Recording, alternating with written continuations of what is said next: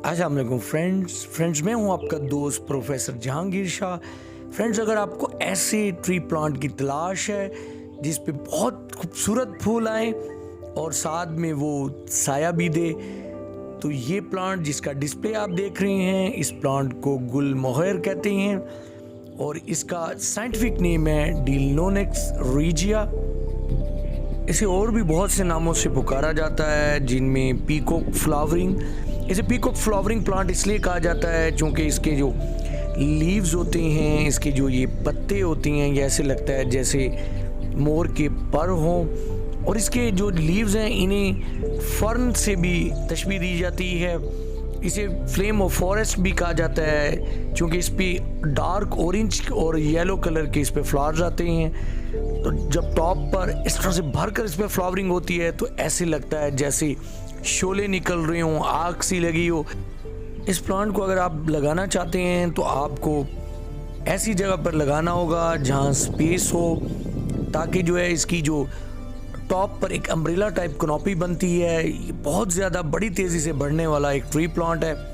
इसकी हाइट जो है तकरीबन 30 फीट से 40 फीट तक बढ़ जाती है और इसका जो अम्ब्रेला टाइप क्रोन होता है वो ऊपर से बहुत फैल जाता है। तो इसे एक वेल स्पेस इसके ग्रो करने के लिए बहुत ही ज़रूरी है।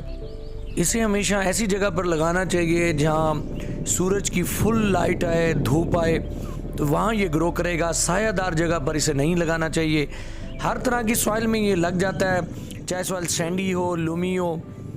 और इस प्लांट के जो ये फ्लावर्स हैं, ये डार्क ऑरेंज कलर के भी होते हैं येलो के कम्बिनेशन से, और कुछ वैरायटीज़ में येलो कलर बहुत नुमाया होता है। इसका फ्लावरिंग का सीज़न गर्मियों का सीज़न है। जैसे गर्मियाँ स्टार्ट होती हैं तो इसकी फ्लावरिंग स्टार्ट हो जाती है। सर्दियों में ये अपने पत्ते गिरा देता है और जैसे गर्मियाँ शुरू होती हैं, बाहर का मौसम आता है, स्टार्ट होता है, तो इस पर लीव्स आना शुरू होती हैं और लीव्स के फ़ौरन बाद इस पर इस तरह से फ्लावर्स आते हैं।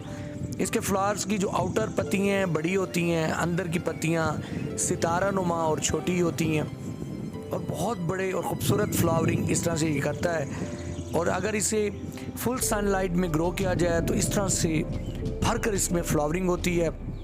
इसकी जो पत्तियाँ हैं वो एक मीमोसा जो प्लांट जिसे छुई मुई कहते हैं उससे भी मिलती जुलती हैं, और इसकी जो हाइब्रिड टाइप होती है उस टाइप में इसकी पत्तियाँ फर्न से मिलती हैं। ये सीड ग्रोन प्लांट है। जो प्लांट सीड ग्रोन होते हैं उन प्लांट पे फ्लावरिंग आने में 4 से 5 साल लगते हैं, और अगर इसे कटिंग से लगाया जाए तो फिर 2 से 3 साल में इसमें फ्लावरिंग होती है। एयर लेयरिंग से लगाया जाए तो फिर जल्दी फ्लावरिंग हो जाती है। सीड ग्रोन प्लांट में देर से फ्लावरिंग होती है। इसकी जो टाइप है हाइब्रिड टाइप है, उसमें प्लांट बुशी होता है और बहुत जल्दी उसमें फ्लावरिंग हो जाती है। तो वो प्लांट भी मैं आपसे शेयर करता हूँ। ये देखेंगे, ये जो है इसकी हाइब्रिड टाइप है। इस टाइप में जो है बहुत जल्दी जो है फ्लावरिंग हो जाती है। ये छोटे से कद में होता है और इसे कंटेनर में भी आप ग्रो कर सकते हैं।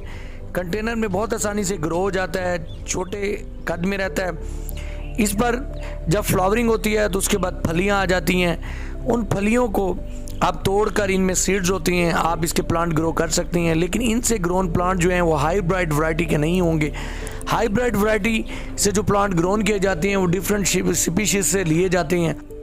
वीडियो अच्छी लगी हो तो लाइक कीजिएगा, चैनल पर न्यू हो तो सब्सक्राइब कीजिएगा। अपना बहुत सारा ख्याल रखिएगा। प्रोफेसर को इजाज़त दीजिए। अल्लाह हाफिज़।